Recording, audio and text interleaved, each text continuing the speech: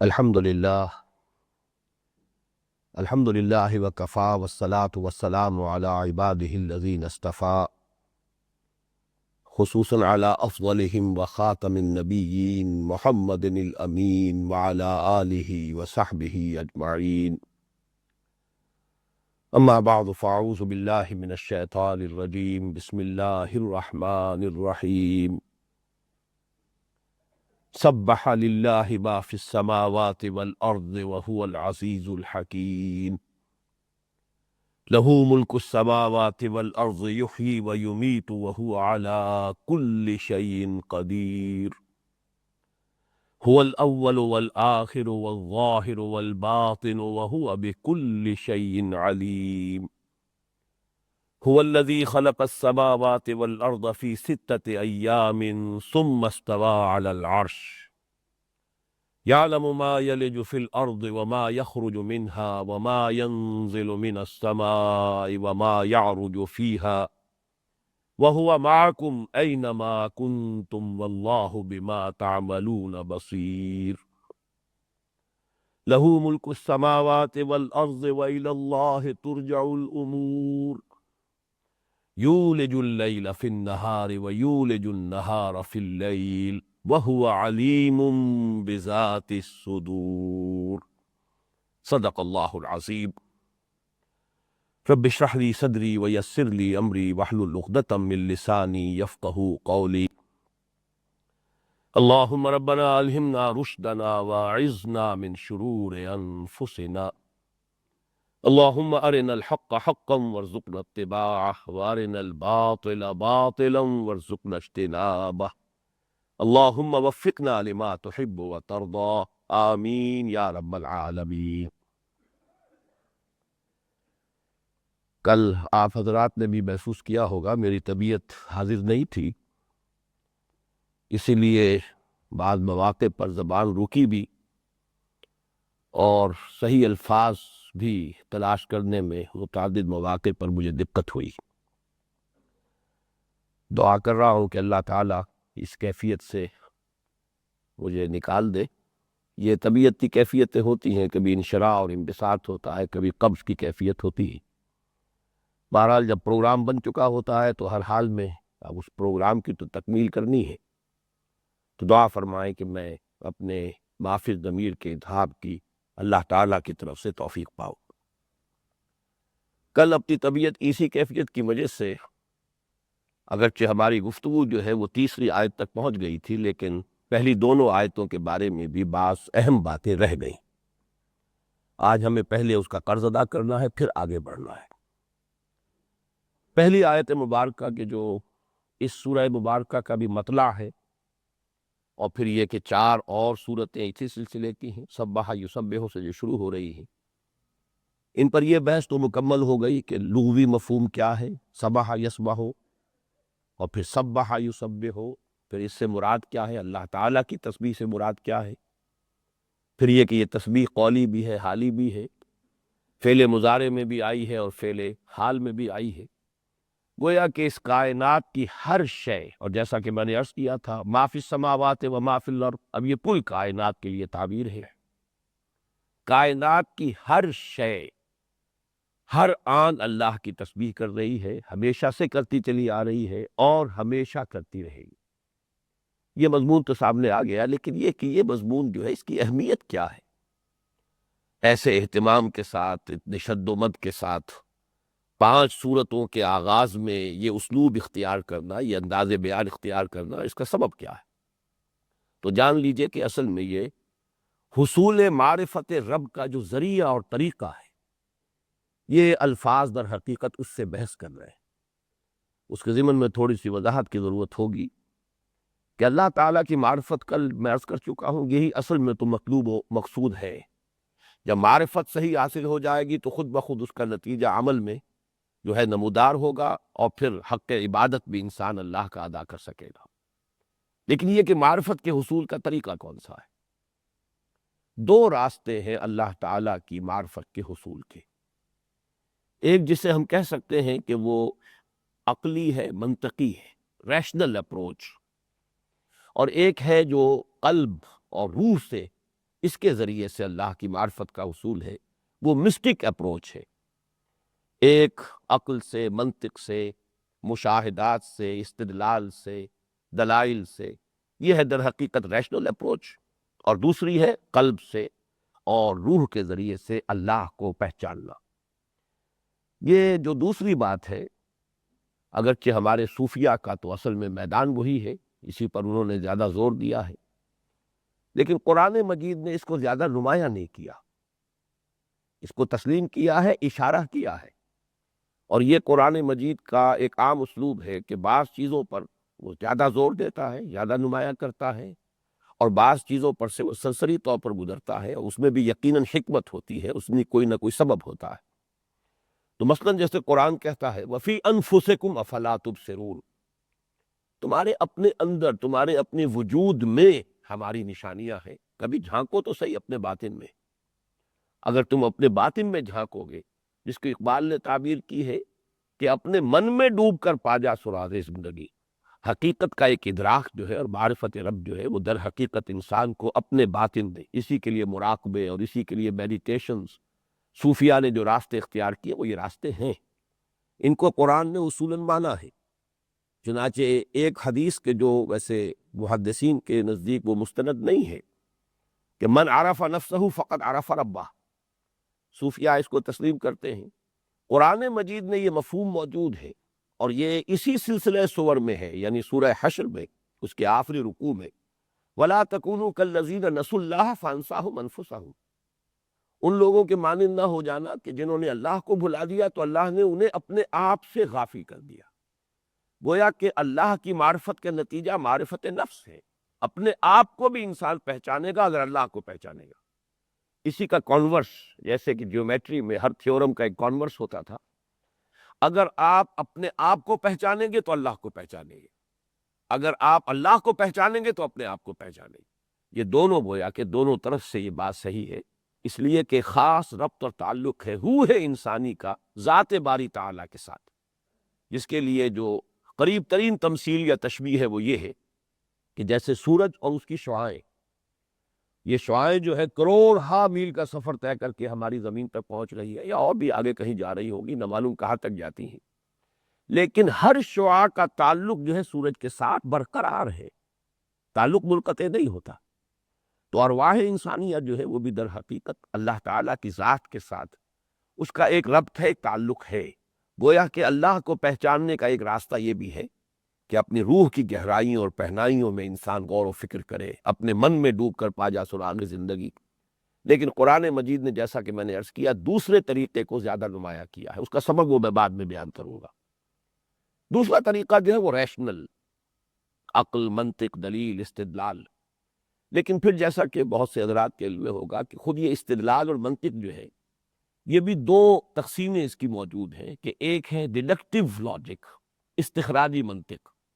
اس میں گویا کہ پوری بات جو ہے وہ دلیل کے حوالے سے ہی ایک ایک قدم آگے بڑھ کر آدمی عقل کے گھوڑے دوڑاتا ہوا کسی چیز کی سمجھ اور فہم اور شعور حاصل کرتا ہے۔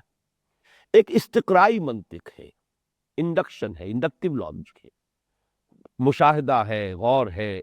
اس کائنات کے اندر جو تنوع ہے اس کے بارے میں انسان اپنے مشاہدات کو جمع کرے اور ان سے کوئی نتیجہ اخذ کرے۔ یہ جو انڈکشن ہے در حقیقت اس کو قرآن مجید نے سب سے زیادہ نمایاں کیا ہے، چنانچہ ہر شے کو اللہ کی آیت قرار دیا ہے۔ ان فی خلق السماوات والارض واختلاف اللیل والنہار لآیات لأولی الالباب، یا یہی جو مضمون سورہ بقرہ میں جب آیا ہے تو بہت ہی تفصیل سے ان فی خلق السماوات والارض واختلاف اللیل والنہار والفلک التی تجری فی البحر بما ينفع الناس وما انزل اللہ من السماء من ماء فاحیا به الارض بعد موتها وبث فيها من كل دابة وتصريف الرياح والسحاب المسخر بين السماء والارض لآیات لقوم یعقلون۔ یہ استقراء جو ہے اقبال نے اس کی بڑی خوبصورت تعبیر کی ہے، کھول آنکھ زمیں دیکھ، فلک دیکھ، فضا دیکھ، ایک یہ انداز ہے، اس کائنات کو دیکھو، اس کا مشاہدہ کرو۔ تو یہ جو ہمارے متکلمین اور فلاسفہ کا طریقہ تھا وہ ڈیڈکٹیو لاجک کا تھا، اور اس کا دور گزر چکا، وہ بات جو ہے ختم ہو چکی۔ اب جب در حقیقت جو سائنس کا دور ہے، چونکہ سائنس کی بنیاد بھی یہی استقراء ہے، اور اسی کے حوالے سے اقبال نے اپنے لیکچرز میں کہا ہے کہ یہ جو ہمارا کلچر ہے، سائنٹیفک کلچر جو ہے عہد حاضر کا، اس کا انر کور جو ہے وہ قرآنی ہے، اس لیے کہ اس میں مشاہدہ ہے، اشیاء کا مشاہدہ ہے، غور کرو۔ افلا ينظرون الى الابل كيف خلقت والى السماء كيف رفعت والى الجبال كيف نصبت والى الارض كيف سطحت، مشاہدہ کرو، دیکھو آسمان کو، دیکھو زمین کو، دیکھو اونٹ کو، اس کی ساخت کو، اور دیکھو دن اور رات کو، یہ تمام جو ہے اللہ تعالیٰ کی نشانیاں، ان کے ذریعے سے اللہ کو پہچاننا، معرفت رب ان مشاہدات کے ذریعے سے، آیات آفاقیہ، آیات انفسیہ، سنریہم آیاتنا فی الآفاق وفی انفسہم حتی یتبین لہم انہ الحق،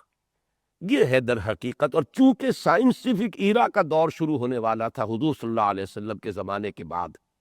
آپ کو معلوم ہے پچھلے یہ 200-300 برس جو ہیں، یہ سائنٹیفک نالج کا بہت بڑا بگ بینگ ہوا ہے دنیا کے اندر، ایکسپلوژن ہوا، دھماکہ ہوا۔ یہ سائنس جو ہے کوئی بہت زیادہ قدیم نہیں ہے، ویسے تو آپ اسے ٹریس کریں گے تو جب کبھی پہلے انسان نے 2 پتھر ٹکرا کر چنگاری آگ کی برآمد کی ہوگی، وہ بھی بہت بڑا موجد تھا، اس نے بڑی ایجاد کی تھی، اس لیے کہ سب سے پہلی جو صورت انرجی کی انسان کو دستیاب ہوئی ہے وہ تو یہی تھی۔ اب تو نہ معلوم کتنی شکلیں جو ہے انرجی کی آج انسان کی گرفت میں آ چکی ہیں، لیکن یہ کہ جو موجودہ سائنس کی جو ترقی ہوئی ہے یہ کوئی بہت قدیم نہیں ہے، یہ بس یہی 200-300 برس کے اندر اندر یہ بھی ایک بگ بینگ ہے در حقیقت سائنٹیفک ایرا کا۔ لیکن اس سے پہلے سارا معاملہ جو تھا وہ منطق سے، دلیل سے، استخراج سے، استدلال سے، وہ دور ختم ہوا۔ چونکہ یہ دور شروع ہونے والا تھا، قرآن مجید یوں بھی کہہ سکتے کہ اس دور کا فاتح ہے، کہ اس نے انسانوں کو دعوت دی ہے، غور کرو، فکر کرو، وَلَا تَقْفُ مَا لَيْسَ لَكَ بِهِ عِلْمٌ إِنَّ السَّمْعَ وَالْبَصَرَ وَالْفُؤَادَ كُلُّ أُولَٰئِكَ كَانَ عَنْهُ مسؤولا۔ تم توہمات پر اپنے موقف کی بنیاد نہ رکھو، بلکہ عقل پر، منطق پر، عقل ہے، استدلال کرو، اپنے مشاہدات ہے، سمع ہے، بصر ہے، ان سے کام لو، اس سے سینس ڈیٹا فراہم ہوگا، اس کو پروسیس کرو، اس سے نتیجے نکالو۔ تو 2 وجوہات سے قرآن نے اسے ایمفیسائز کیا ہے۔ ایک وجہ یہ ہے کہ عرب جو اصل اور اولین مخاطب تھے قرآن کے، ان کا ذوق منطقی اور فلسفیانہ نہیں تھا، وہ ایک امی قوم تھی، پڑھنے لکھنے کا رواج نہیں تھا، ان میں ہیومن پوٹینشل جس کو ہم کہیں وہ تو بڑا نیسنٹ ہیومن پوٹینشل موجود تھا، قوت کار، قوت کردار۔ خاص طور پر یہ جو مکے کے لوگ تھے، یہ دشمن جب تک تھا کوئی شخص تو وہ جانی دشمن تھا، لیکن جب ہاتھ میں ہاتھ دے دیتا تھا حضور کے صلی اللہ علیہ وسلم، اب وہی جو ہے ولی الحمیم بن جاتا تھا، وہی، کوئی منافقت ان کے ہاں نہیں تھی، اور کردار کی بڑی جو ہے پختگی تھی، جو کہہ رہے ہیں وہ کر رہے ہیں، جو نہیں مانا ہے نہیں مانا ہے، جو مان لیا ہے تو مان لیا ہے، اب اس کے ہر تقاضے کو پورا کرنے کے لیے ہر کے بعد آباد وہ تیار ہے۔ لیکن ظاہر بات ہے کہ وہ سائنس اور وہ جو فلسفہ اور منطق ہے وہ ان کے مزاج سے کوئی مناسبت نہیں رکھتی تھی۔ اس حوالے سے بھی قرآن مجید نے اس دوسری اپروچ کو نمایاں کیا، اور اس حوالے سے بھی کہ اب جس دور کا آغاز ہو رہا تھا وہ سائنٹیفک ایرا تھا۔ بہرحال اس کا ایک اسلوب تو قرآن کا وہ ہے جو میں نے بیان کر دیا، کہ ہر شے اللہ کی ایک نشانی ہے، اس کو دیکھو، اللہ کو پہچانو۔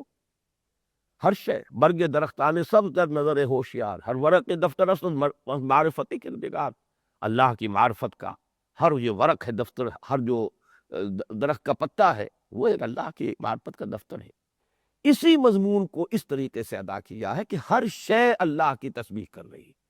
اس تسبیح کو در حقیقت یا تو آپ یوں کہیں کہ ہر شے اللہ کی نشانی ہے، اس پر غور کرو، اسے دیکھو،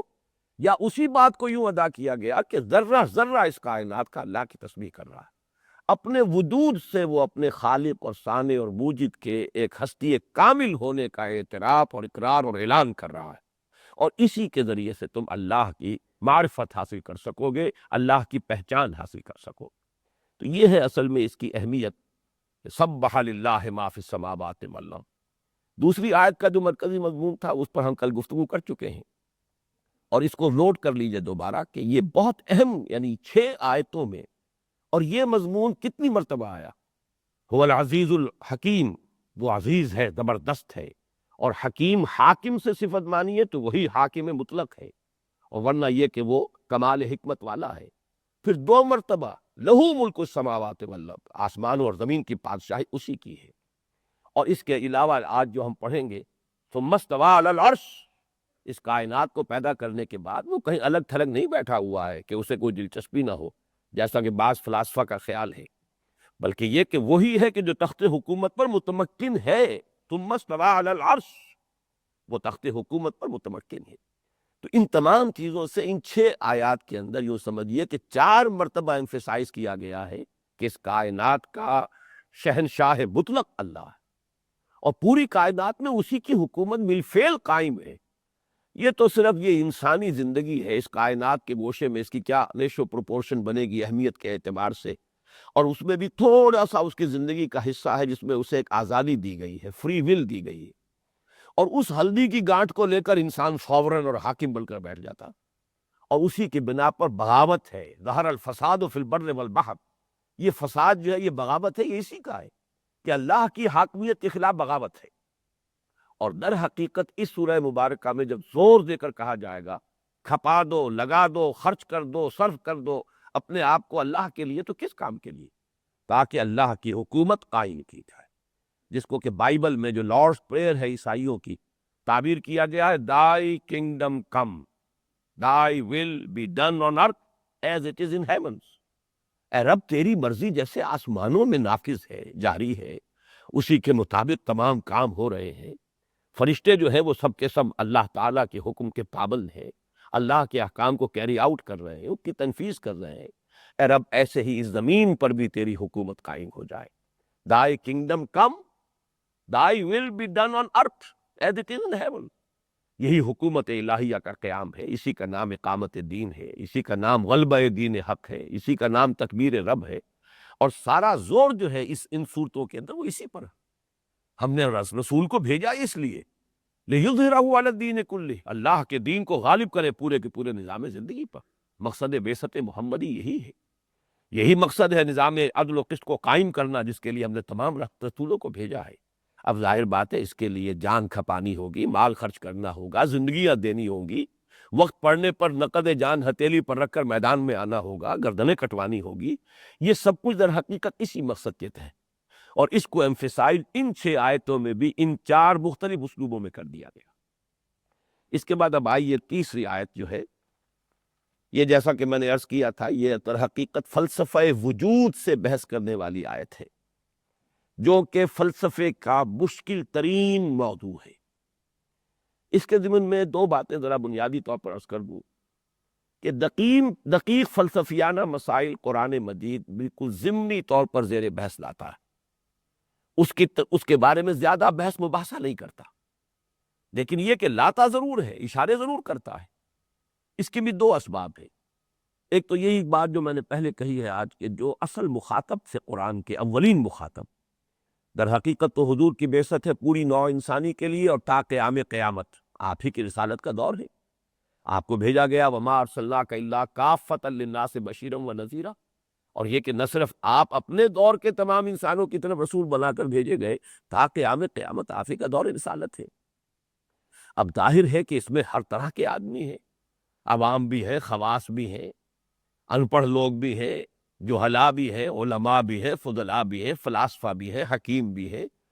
ہر لیول آف کانشسنس کے، ہر فہم اور شعور کی ہر سطح کے لوگ ملیں گے، ہر طرح کا تمدن ملے گا، ہر طرح کی تہذیب ملے گی۔ ان سب کی طرف رسالت محمدی صلی اللہ علیہ وسلم جو ہے اس کی بعثت ہے۔ اس اعتبار سے اللہ تعالیٰ نے جو اپنی حکمت کاملہ کے تحت طریقہ اختیار کیا وہ یہ ہے کہ پہلے ایک قوم کو سلیکٹ کیا ہے۔ بڑے پیارے الفاظ ہیں جو ہم پڑھ چکے ہیں سورہ حج کی آخری آیت میں، هو اجتباکم،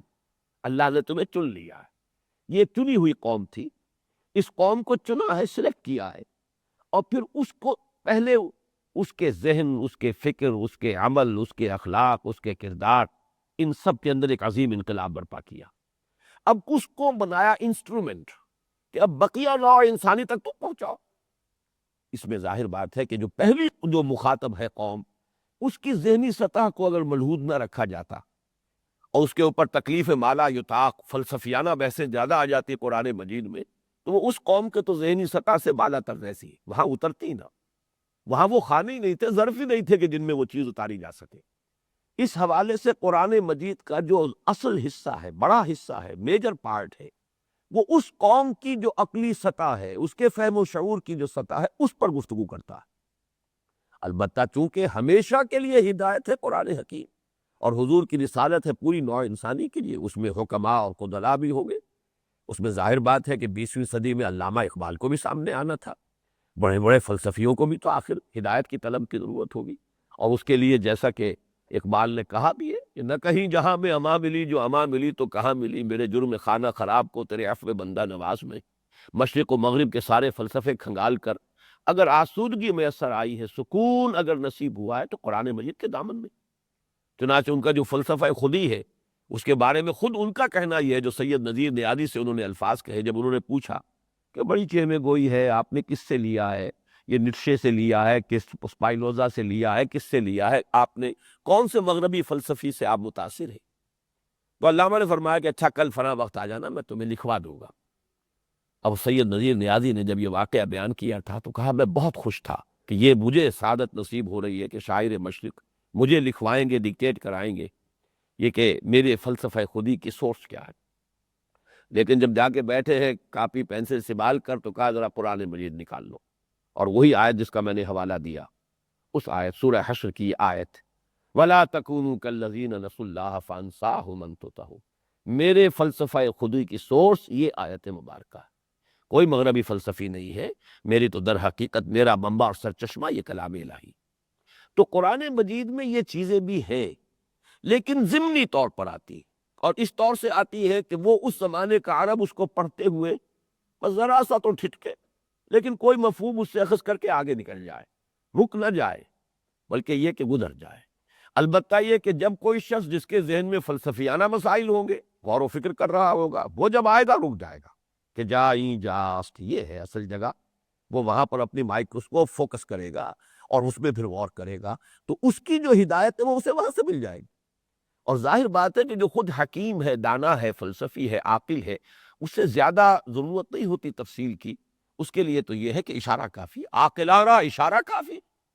اس کے لیے صرف اس کو ایک رہنمائی کے لیے ایک جملہ چند الفاظ مل گئے اور اس کی الجھن حل ہو گئی، فہو المطلوب، اس سے آگے اسے تفصیل کی ضرورت نہیں۔ تو یہی مسئلہ ہے کہ فلسفیانہ مسائل قرآن مجید میں موجود ہیں، جن کا ذہن فلسفیانہ نہیں، مزاج فلسفیانہ نہیں، وہ وہاں سے گزر جائیں گے، انہیں وہاں کوئی خاص بات نظر نہیں آئے گی۔ جن کے اپنے ذہن میں کوئی سوالات ہیں وہ وہاں رک جائیں گے، وہ وہاں پر یہی، چنانچہ میں نے جیسا کہ کل عرض کیا تھا، اب امام راضی منطقی ہے، فلسفی ہے، متکلم ہے، بہت بڑے متکلم ہیں، وہ یہاں آ کر جیسا کہ میں نے کل عرض کیا تھا کہ ایسے جیسے تھر تھر کانپ رہے ہو، اعلم من ھذا المقام مقام غامض عمیق مہیب، یہ بڑا پرہیبت مقام ہے، بہت عمیق ہے، بہت گہرا ہے، بہت غامض ہے، معلوم ہوتا ہے جیسے ایک آدمی کانپ رہا ہے۔ اور آج ہی کے دور میں مثلا مولانا اصلاحی صاحب ہیں، وہ یہاں سے ایسے گزر گئے جیسے یہاں کچھ ہے ہی نہیں، اپنی پوری تفسیر کے اندر وہ حدیث کا سہارا بہت کم لیتے، ان کا اپنا ایک ذوق ہے، ایک مزاج ہے، تفسیر القرآن بالقرآن، بلکہ احادیث کا جو ہے معاملہ، بعض معاملات میں تو انہوں نے متفق علیہ احادیث کو بھی اٹھا کے پھینک دیا، رجم کا معاملہ خاص طور پر، جس کے بنا پر مجھے ان سے شدید اختلاف ہوا، لیکن یہاں آ کر صرف ایک حدیث کا سہارا لے کر گزر گئے کہ جیسے اس آیت مبارکہ میں اور کچھ ہے ہی نہیں، اس لیے کہ ان کا اپنا ایک مزاج ہے، ذوق کا معاملہ ہے، وہ وہاں رکے نہیں، اس پر کوئی بحث نہیں کی۔ بہرحال پہلی بات تو یہ ہے کہ یہ دقیق فلسفیانہ مسائل کے بارے میں اصولی یہ بات ذہن میں رکھیے کہ قرآن مجید میں ان پر بحث مفصل نہیں ہوتی، صرف اشارہ ہوتا ہے۔ دوسری بات یہ کہ خاص طور پر یہ جو دقیق ترین مسئلہ ہے فلسفہ وجود، اس پر تو میں قطعاً یہ دعوے دار نہیں ہوں کہ میں کوئی فلسفے کا طالب علم ہوں، یا میرا یہ مقام ہے کہ میں اس پر کوئی گفتگو کر سکوں اتھارٹیٹیو انداز میں، لیکن میں اس پر گفتگو کیوں کرتا ہوں اس کو سمجھ لیجیے۔ اس کی وجہ یہ ہے کہ اس فلسفے کے ضمن میں چونکہ ہمارے جو اکابر اور اسلاف ہیں، ان میں سے بہت سے ہیں اور بہت چوٹی کے ہیں جو وحدت الوجود کے قائل ہیں،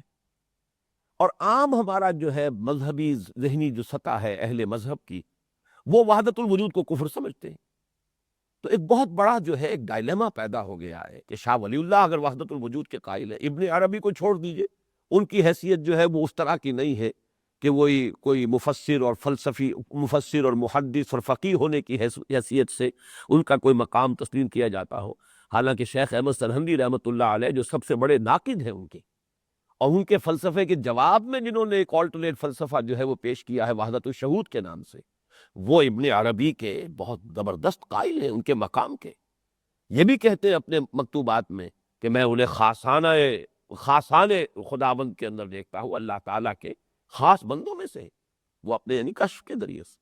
اور پھر ایک جگہ تو الفاظ یہ آئے ہیں کہ معاذ اللہ بردار خان ایشانم، میں تو ان کے دسترخوان کے جھوٹے ٹکڑے کھانے والوں میں سے ہوں، لیکن چکو نا معاملہ صفات باری تعالیٰ، لیکن کیا کروں، کیونکہ صفات باری تعالیٰ کی بحث ہے، مجھے اختلاف ہے، میں اپنا اختلاف پیش کرنے پر مجبور ہوں۔ یعنی اختلاف کر رہے تو اتنے ادب کے ساتھ کر رہے کہ معاذ اللہ بردار خان ایشانم۔ اس کے باوجود میں کہتا ہوں کہ ابن عربی سے کسی کو سوء ظن ہو، کوئی اس کو ریجیکٹ کر دے، اسے مرتد سمجھے، اسے جو چاہے کہے، اس سے کوئی بہت بڑا فرق واقع نہیں ہوتا۔ لیکن شاہ ولی اللہ کو اگر کوئی سمجھے کہ وہ کوئی مشرک ہے یا کوئی مرتد ہے یا وہ ضال اور مضل ہے، تو وہ بات میرے لیے جو ہے وہ بڑی تشویش کی ہے۔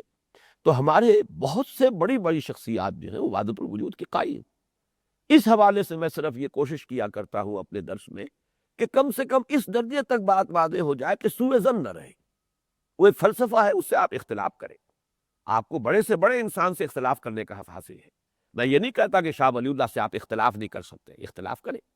لیکن یہ سمجھنا کہ ضلالت اور گمراہی اور کفر اور شرک کے اندر کہیں وہ مبتلا ہو گئے معاذ اللہ، تو پھر تو یہ ہے کہ ہمارے لیے پھر اپنے اسلاف میں کوئی سہارا رہے گا نہیں، کوئی ہے ہی نہیں کہ جس کے بارے میں کوئی حسن ظن ہمارے ذہنوں میں اور دلوں میں باقی رہ جائے۔ اس حوالے سے میں اس موضوع پر گفتگو کیا کرتا ہوں، لیکن چونکہ موضوع مشکل ہے، بہت دقیق ہے، اسی لیے میں نے کل بھی عرض کیا تھا کہ خود مجھ پر ایک دہشت ہے کہ میں اس کو بیان کر سکوں گا یا نہیں۔ لیکن اب اس مسئلے کو میں جو ہے ذرا کچھ مقدمات کے حوالے سے پہلے واضح کرنا چاہتا ہوں کہ اصل مسئلہ ہے کیا۔ دیکھیے، جہاں تک تو خالق کی ایک ہستی کا تعلق ہے کہ کوئی خالق ہے، یہ کائنات ہے، آسمان ہے، زمین، کوئی نہ کوئی پیدا کرنے والا ہے، یہ تو فطرت انسانی کے اندر انگرینڈ ہے، نقش ہے، کوئی نہ کوئی تو پیدا کرنے والا ہے۔ اس کو بڑی خوبصورت انداز میں قرآن مجید میں کہا گیا ہے، افی اللہ شک فاطر السماوات والارض، کیا اللہ کے بارے میں کوئی شک ہو سکتا ہے؟ اس کی ہستی، اس کے وجود کے بارے میں کوئی شک ہو سکتا ہے؟ سورہ ابراہیم کی آیت 10، افی اللہ شک فاطر السماوات والارض، آسمانوں اور زمین کا پیدا کرنے والا خالق، اس کے بارے میں کوئی شک تو نہیں ہو سکتا۔ تو معلوم ہوا کہ خدا کو ماننا، کوئی خالق، کوئی ہستی ہے، یہ تو گویا کہ فطرت انسانی کے اندر پہلے سے نقش ہے، ہر انسان مانتا ہے، نام اسے کوئی دے، call the rose by any name it will smell as sweet۔ اس ضمن میں عوام الناس کی جو گمراہی ہے وہ کیا ہے؟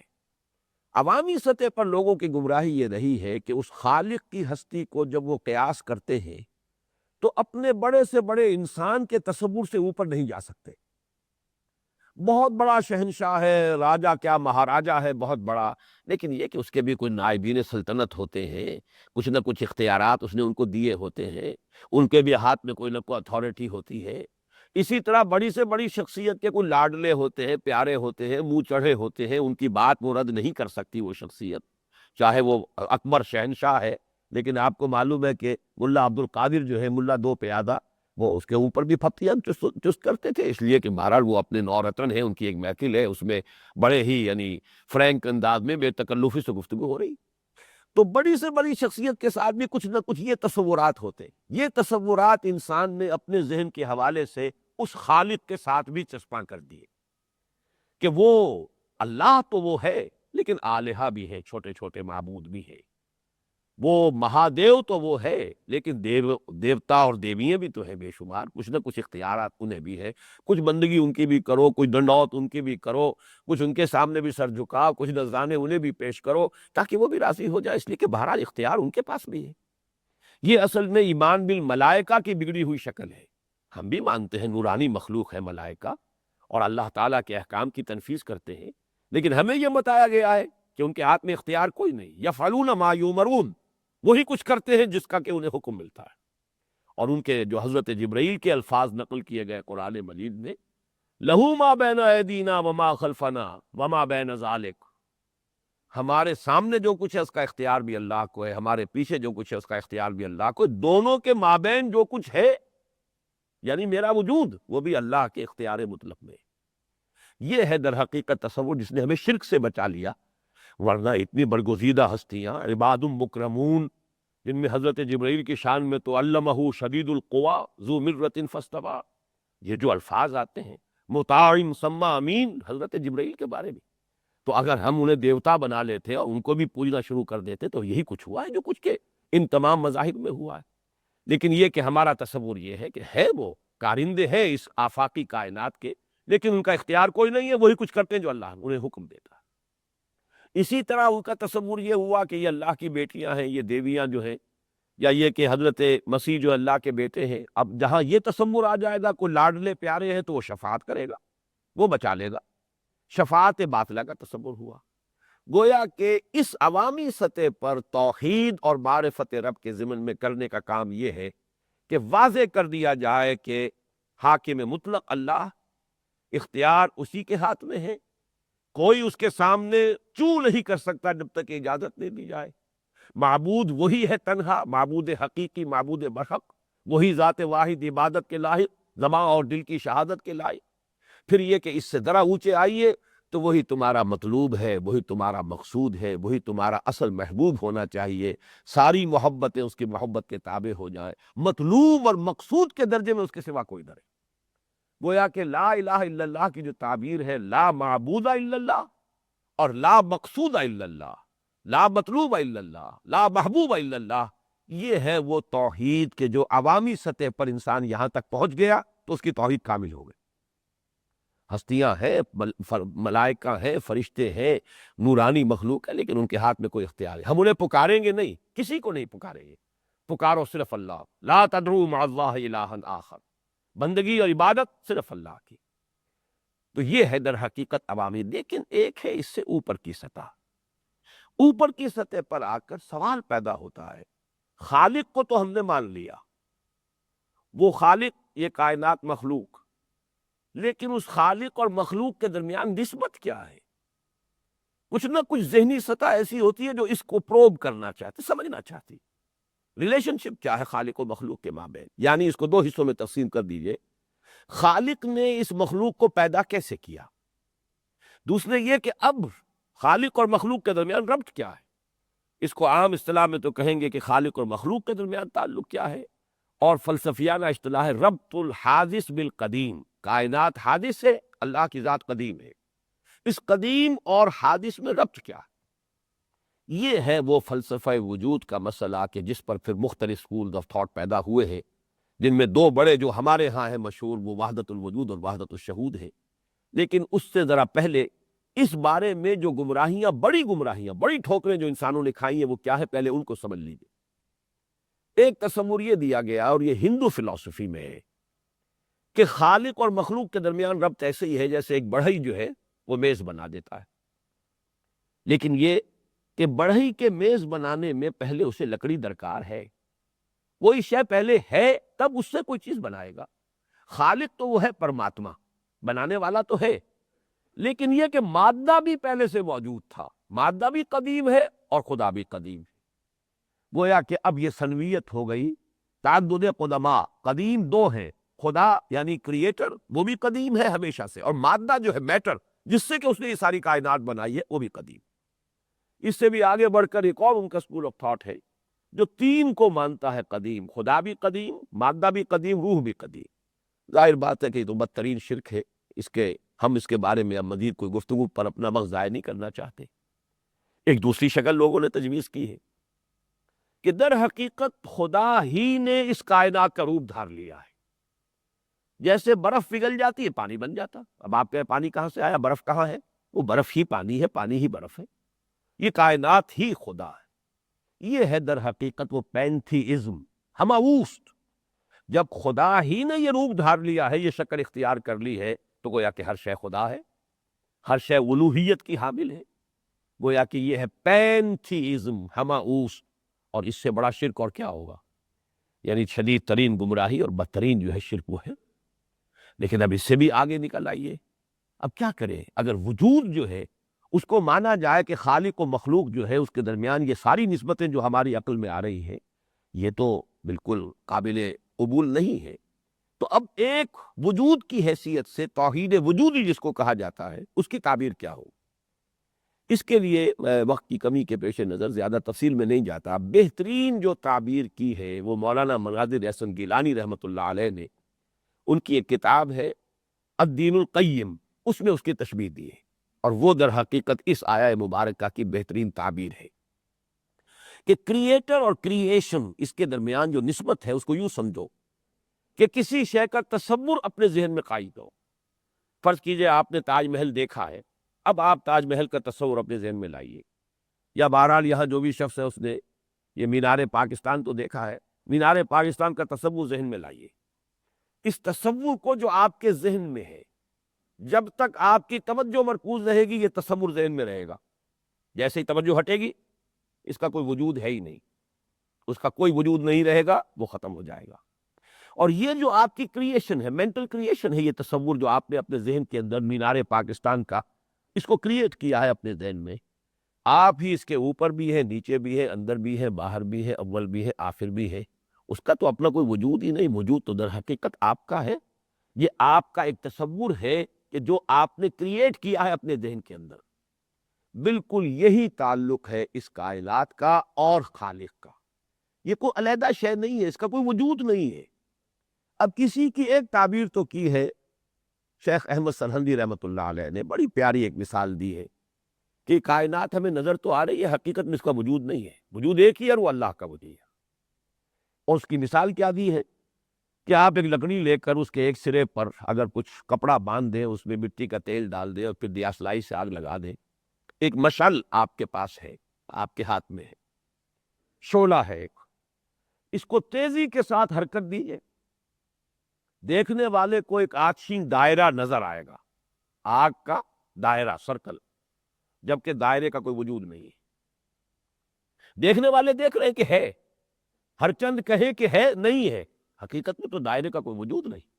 وجود تو صرف اس شعلہ جوالہ کی ہے، وہ وجود ہے. باقی اس حرکت کی وجہ سے بہت کچھ نظر آ رہا ہے. اسی کو کہا گیا ہے کل ما فی الکون وہم او خیال او عکوس فی المرایا او ظلال. اس کائنات میں جو کچھ تمہیں نظر آ رہا ہے یہ حقیقی نہیں ہے. حقیقی وجود صرف اللہ کا ہے. یہ تو صرف جیسے سائے ہوتے ہیں یا جیسے کہ عکس پڑتا ہے آئینے کے اندر. آپ آئینے کے سامنے کھڑے ہو جائیے، قد آدم آئینہ ہے، آپ کو نظر آئیں گے کہ ادھر بھی آپ کھڑے ہیں، جبکہ آپ کو معلوم ہے کہ ادھر کوئی شے نہیں ہے. آپ تو صرف ادھر کھڑے ہوئے ہیں، ادھر تو کوئی اور موجود نہیں ہے. لیکن جیسے کہ آئینے میں عکس نظر آ جائے، جیسے کہ اوپر سے سایہ پڑ رہا ہے زمین پر درخت کا، آپ کو معلوم ہے سائے کا کوئی وجود نہیں ہے، وجود تو صرف درخت کا ہے. تو وجود صرف اللہ کا ہے. یہ نظر آ رہا ہے، یہ وحدت الشہود ہے، نظر آنے والی شے ہے. یہ ہے در حقیقت، اس کے سوا اس کی کوئی حقیقت نہیں. یہ کل ما فی الکون وہم او خیال او عکوس فی المرایا او ظلال، یہ وحدت الشہود کہیے. بہرحال اس میں یہ بات ماننی پڑے گی کہ اس کائنات جو کہ نظر آ رہی ہے، ہستی کے مت فریب میں آ جائیے اسد، عالم تمام حلقہ دام خیال ہے. اس کے فریب میں نہ آ جانا کہ یہ کوئی حقیقت ہے، وجود ہے، کچھ بھی نہیں ہے. ہستی کے مت فریب میں آ جائیے اسد، عالم تمام حلقہ دام خیال. خیال کس کا؟ اللہ کا، میرا آپ کا نہیں. یہ در حقیقت اللہ کا تصور ہے جو اس نے کریٹ کیا ہے. لیکن یہ بات ٹھوس تصور ہے اللہ کا. ہمارا تصور جو ہے وہ ایک ہوائی سا تصور ہوتا ہے، اللہ کا تصور جو ہے ٹھوس ہے، واقعی ہے. لیکن ریلیشن شپ جو ہے کریٹر اور کریشن کے مابین، وہ در حقیقت بہترین تعبیر یہی ہوگی، هو الاول والآخر والظاہر والباطن. اس کائنات، اس کون و مکان کا اول بھی وہ، آخر بھی وہ، ظاہر بھی وہ، باطن بھی. اس کی ایک دوسری تعبیر ہے. اب یہ ضبط نوٹ کر لیجئے کہ یہ دوسری تعبیر جو ابن عربی کی ہے وہ چونکہ ذرا زیادہ باریک ہو جاتی ہے، یہاں بڑی کچھ حفاظت ہے اس میں کہ جب آپ نے یہ مان لیا کہ اس کائنات کا کوئی وجود نہیں، وجود صرف اللہ کا، یہ تو صرف یہ چلتے پھرتے سائے ہیں، ان کے علاوہ کوئی حقیقت نہیں، تو اس سے کوئی الجھن پیدا نہیں ہوئی. لیکن ابن عربی نے جو بات کہی ہے اس میں زیادہ ایک دقت ہے جو پیش آتی ہے، لیکن اور اس میں اندیشہ بھی ہے کہ اس میں ذرا سا انسان اگر کسی اس توازن سے ہٹ جائے تو بہت بڑی گمراہی میں مبتلا ہو جائے گا. اس لیے کہ پینتھیزم یا ہماوست اور ابن عربی کے وحدت الوجود میں فرق جو ہے بہت باریک ہے، جو کہ کسی عام انسان کے لیے اس کو ملحوظ رکھنا یہ آسان نہیں. ان کا نظریہ یہ ہے کہ وجود تو ایک ہی ہے، خالق اور اس کائنات کا. ماہیت وجود کے اعتبار سے عین وجود ہے، اللہ ہی کا وجود ہے یہ کائنات بھی. لیکن جہاں تعین ہو جاتا ہے وہاں وہ غیر ہے. تعین جب ہو گیا تو وہ شے اور ہو گئی، اللہ کا غیر ہو گئی. لیکن ماہیت وجود کے اعتبار سے وہ عین ہے اللہ کا۔